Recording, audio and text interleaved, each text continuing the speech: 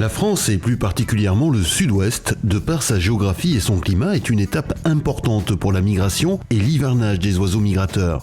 C'est notamment le pigeon ramier, appelé palombe localement.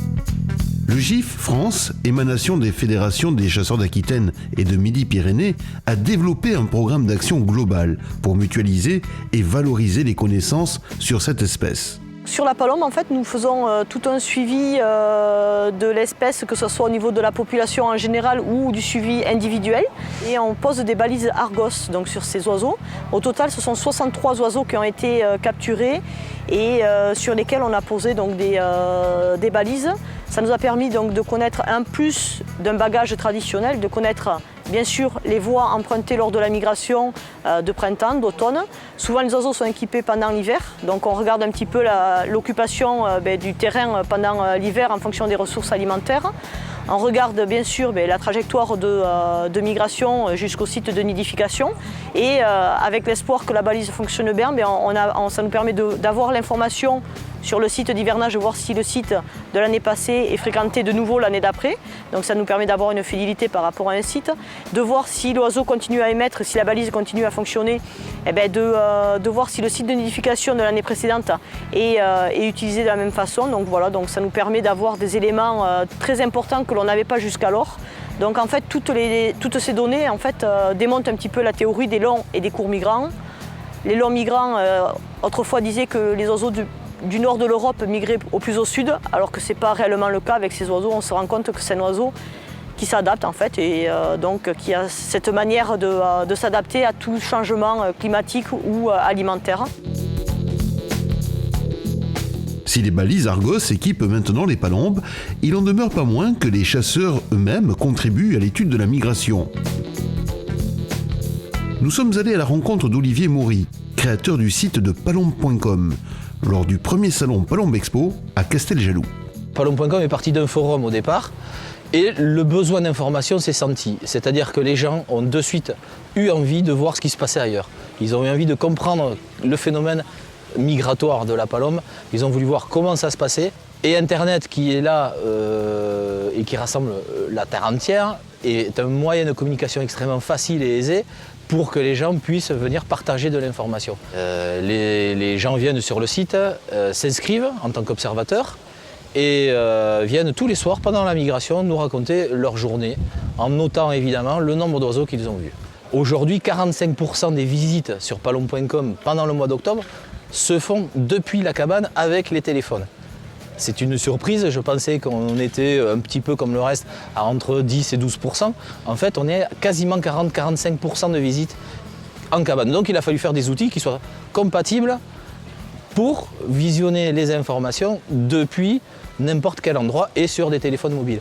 Donc aujourd'hui, on a un suivi réel de migration avec les positionnements des observateurs et la visualisation de la migration pour tous les supports, que ce soit à l'ordinateur à la maison, mais aussi évidemment maintenant sur les téléphones portables. On est passé de 2000 visites par jour à aujourd'hui quasiment 38 000 visites par jour.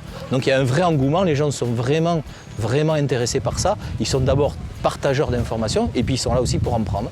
Et on monte à quasiment 38 000 visites uniques par jour.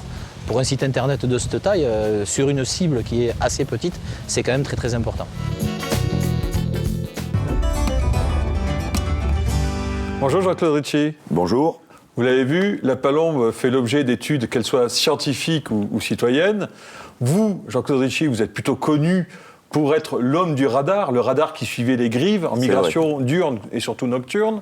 Les palombes, oui, elles descendent comment? Je veux dire, c'est tel un rideau comme la bécasse ou alors est-ce qu'elles descendent différemment? Alors, elles descendent différemment.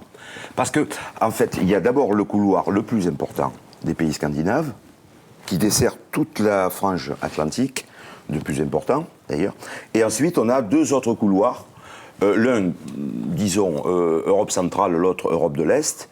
Alors, couloir rhodanien, évidemment, Ardèche-Drôme, sud du Massif central, ou plus côtier selon les conditions météo, car il faut en parler. Oui, exact. Et les chasseurs de migrateurs le savent bien. Et le couloir méditerranéen, qui lui, certaines années, est très fréquenté, très utilisé, si l'on a des conditions atmosphériques anticycloniques, des hautes pressions, donc des vents du nord assez puissants, Mistral ou Tramontane, qui font glisser les oiseaux jusqu'au bord de la Méditerranée. Et enfin, le couloir de nos amis corses, donc Suisse, Italie, Corse, Sardaigne, Tunisie. C'est quand même incroyable qu'un oiseau nous arrive de telles destinations et qui passe par la France et pour se réétaler de la DSA jusqu'à la DSA portugaise, tout à fait. Elle est attirée effectivement par cet immense réservoir alimentaire qu'est la DSA, qui est un des écosystèmes d'ailleurs retenu au niveau européen, de production de glands chêne liège, donc. Et on voit bien que utiliser la péninsule ibérique, eh bien, c'est utiliser le couloir atlantique, mais aussi le méditerranéen, pour sortir dans les Pyrénées-Orientales et ensuite se rejoindre par la Catalogne et au fond de la DSA, Castilla-La Mancha, donc, et toutes ces immensités. Qu'est-ce qui explique cette utilisation de GPS, de radar Depuis l'origine de l'étude des migrations, qui se faisait par la pose de certaines bagues, qui a une utilité pour le calcul de survie, nous avons évolué. Et des organismes comme le nôtre, Institut Méditerranéen, ou le GIF, ou l'Office de la chasse, mettent à disposition du monde de la chasse des hautes technologies qu'il faut maîtriser, qu'il faut tester. C'est ce que nous avons fait avec notre radar, c'est ce que fait le GIF avec les balises Argos pour suivre. Alors la différence, pour bien expliquer, de technologie, c'est que le GIF, en posant des balises Argos, fait un suivi individuel. Alors que lorsqu'on utilise un radar au décomptage, on fait un suivi populationnel. Donc les deux se rejoignent. D'accord. De l'individu à la population, c'est d'ailleurs un des programmes de certaines universités, de l'individu à la population, et on voit comment nos efforts, financés par les chasseurs, tout à fait, se complètent. Oui, parce que les chasseurs sont très mobilisés, mais il faut dire quand même que c'est quasiment chaque année que les dates d'ouverture ou de fermeture sont remises en cause. Exactement. On essaye, les écologistes ou les naturalistes essayent de nous faire perdre 10 jours par-ci, 15 jours par-là, des systèmes de confusion.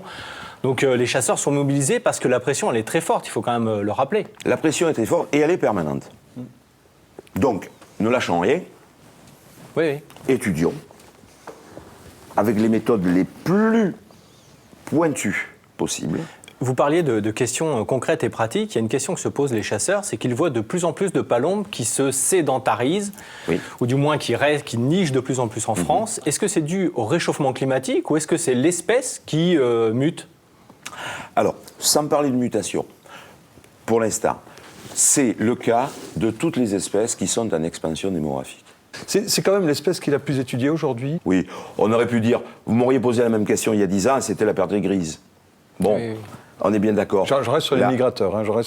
Restons sur les migrateurs. Elle monte en puissance, effectivement. C'est une espèce très intéressante, prolifique, qui diversifie un petit peu ses comportements entre sédentaires, semi-migrateurs, migrateurs, voilà. Évidemment qu'il y a toutes les facettes, puisque bon, on n'a pas parlé des dégâts qu'elle est susceptible de commettre aux activités agricoles, mais c'est pas de sa faute. C'est pas nous qui avons inventé son régime alimentaire. Jean-Claude Recci, à vous entendre, la palombe a encore un bel avenir, surtout sa migration et les scientifiques qui la suivent. Je vous remercie de nous avoir rejoints.